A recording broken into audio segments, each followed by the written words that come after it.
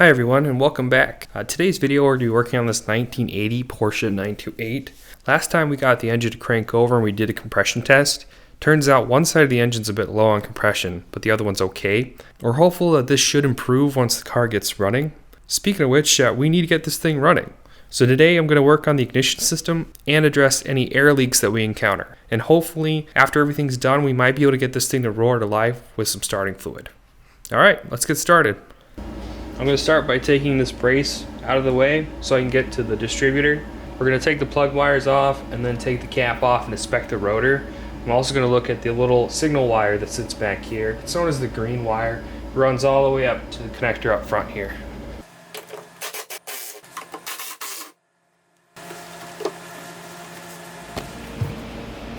This is one of the parts we needed to replace. I have that on order. Should be here soon.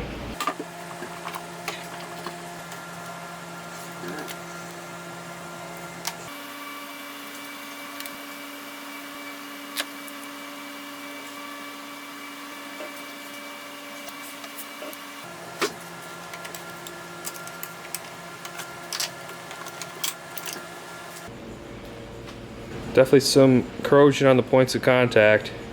We're going to go ahead and replace this with a new part. Our distributor rotor also looks a little corroded. We're going to pull this one off and put something else on. Now before we replace the distributor button and rotor, I'm going to check to see that our ignition wire, this green one here, is in good order. Normally if they're this green, that means they've been freshly replaced. I'm just going to undo this, rotate it a little bit so I can pull it out and verify it's not cracked. These are known to go bad and cause just a whole bunch of issues on these cars.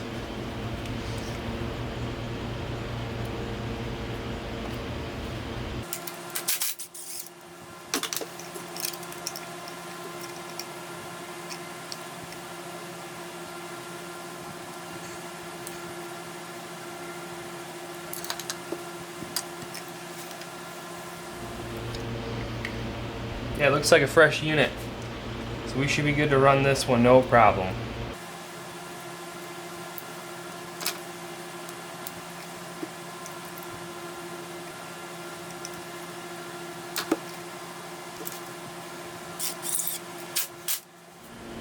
And here's our new rotor. Much cleaner than the old one. And our new cap is significantly cleaner. And it's got the numbering already there. Make it a lot easier to put this thing back together.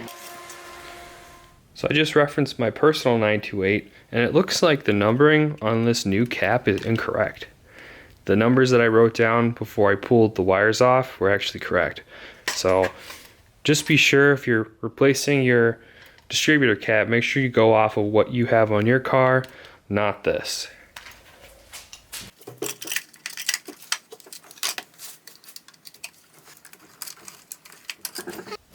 Alright, so the distributor cap and rotor are on now. Before I continue, I actually want to measure the resistance of the wires. I'll grab my multimeter and I'm going to ohm these out. From what I found on Renlist, we should be getting about 3 kilo ohms of resistance in each wire. Let's see what kind of reading we get from this one. Okay, 2.75 kilo ohms isn't bad. I'm going to go ahead and probe the rest of the wires and see if we have any bad ones.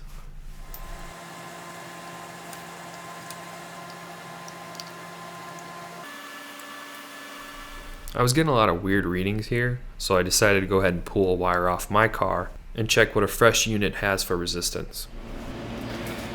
I pulled a brand new coil wire off of my 1984 to test it.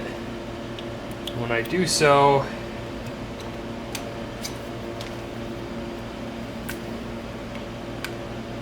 get an instant 3 kilo ohms. Looks like the wires on this car are bad. Next I checked the ignition coil. The resistance in the first primary circuit was way too high. You should never get 10,000 kilo ohms resistance. The second circuit was okay with only about 6 kilo ohms of resistance. Regardless though, this is going to need to be replaced. Now even though I know that some of the spark plug wires are bad.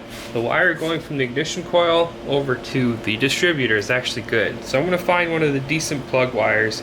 I'm going to put it onto the cap, and I'm going to see if I can ground a spark plug and get any spark. That'll tell me if the rest of the electronics are good, and we can move on to the fuel system.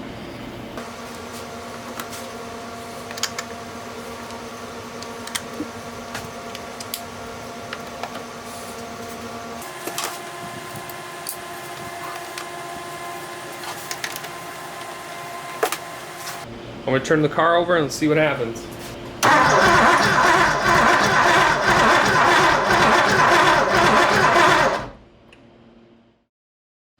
Alright, it's been a couple days and we got another shipment. We got our plug wires finally. That was what was holding us up. We have our plugs. We're throwing that stuff in. While we're in here, we're going to pull the intake off so we can replace these rubber grommets. And then that vent hose we also need to replace. Back there is a fuel pump, but that's for the next video.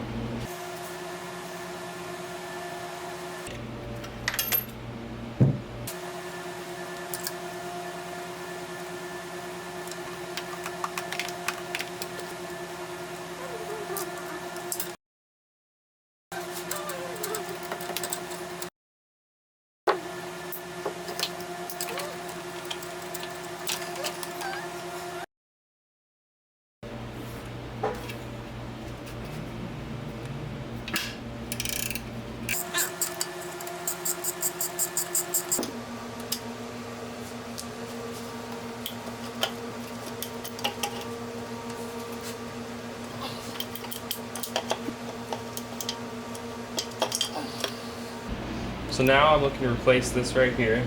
That is that oil line I talked about earlier. And then we're going to go ahead and replace all these rubber pieces here because they wear out pretty bad. These shouldn't be like wore out in the sense that they're really soft. And then I'm also going to check for any other air leaks down here. Here's an alternate view. There's a little nipple down here that this piece needs to go onto right here. And that'll run up to the filler cap right here.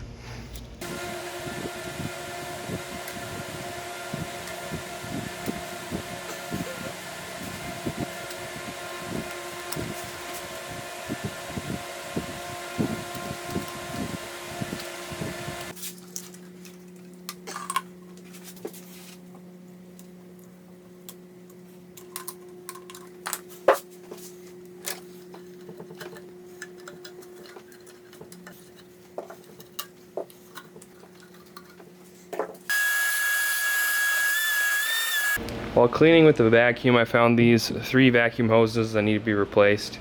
This is not going to let the car run very well. I got to go to the auto parts store here in a little bit. Before we do that though, let's replace the plugs and the plug wires. At least the ignition system is over.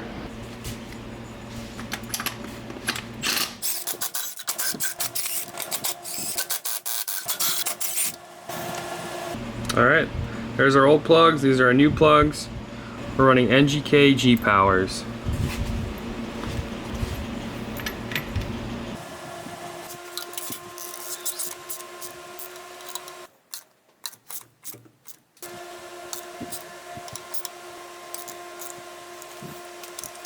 And here's our set of brand new wires.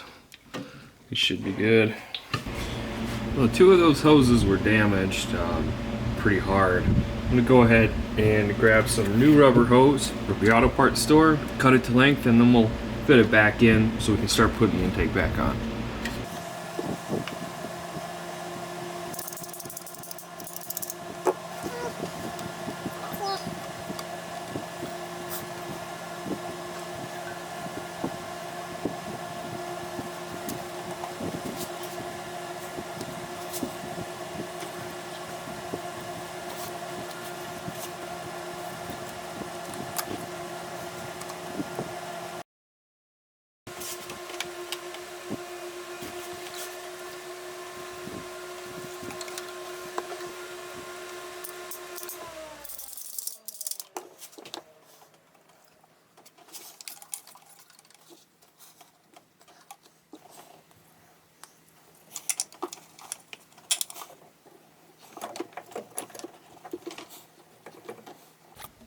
So the memory card died. I'm not sure where it dropped off.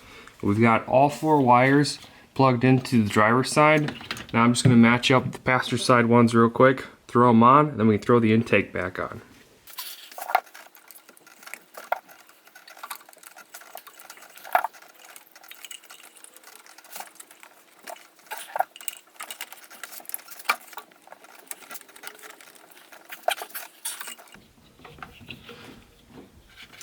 So this is never the fun part. We need to put these wires on the correct spots. I did write down the numbers to the cylinders when I first began this project. This one right here is going to be cylinder 1, cylinder 8, 4, 5, 6, 2, 7, 3.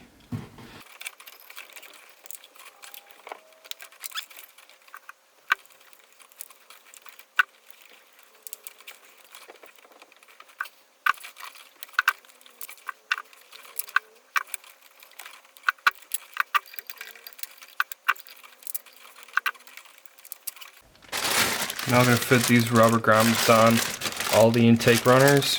To put a little bit of soapy water on them just so that they slide on easier.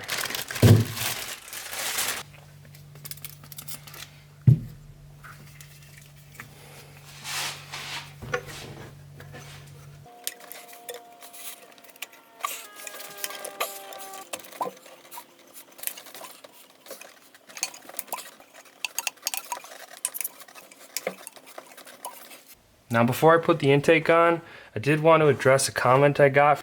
This piece right here, for whatever reason, somebody put a bolt all the way from the bottom through here, and this is what prevented me from getting my airbox off. I don't think this is stock, and I think this is just kind of a hack job, so that's why I had to do what I did and pull the intake off in one of my earlier videos.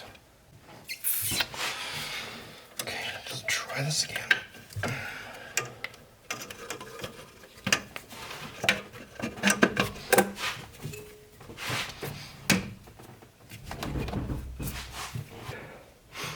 Now I know it's going to be difficult to see, but I got to put this banjo bolt back on the fuel line for that cold start injector.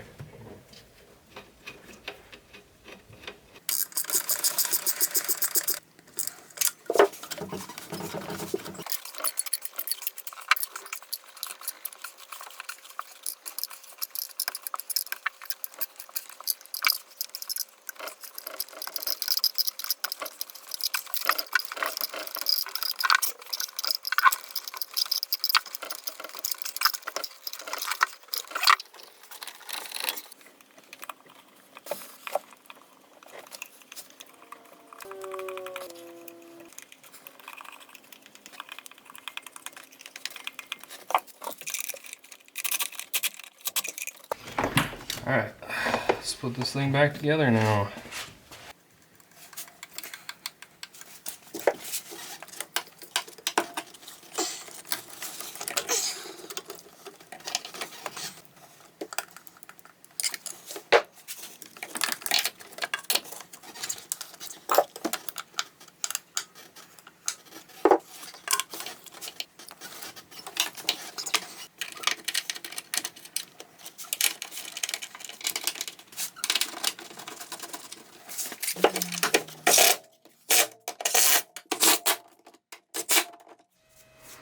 Alright, well that concludes the ignition system. We also addressed some air leaks and replaced a whole bunch of rubber pieces in the intake. In the next video we're going to diagnose the fuel system, and that should hopefully solve everything, and we should be able to start this car in the next video. Now before we end this video, I'm going to shoot some starter fluid into the throttle body. Let's see if we can get this thing to roar to life for a second.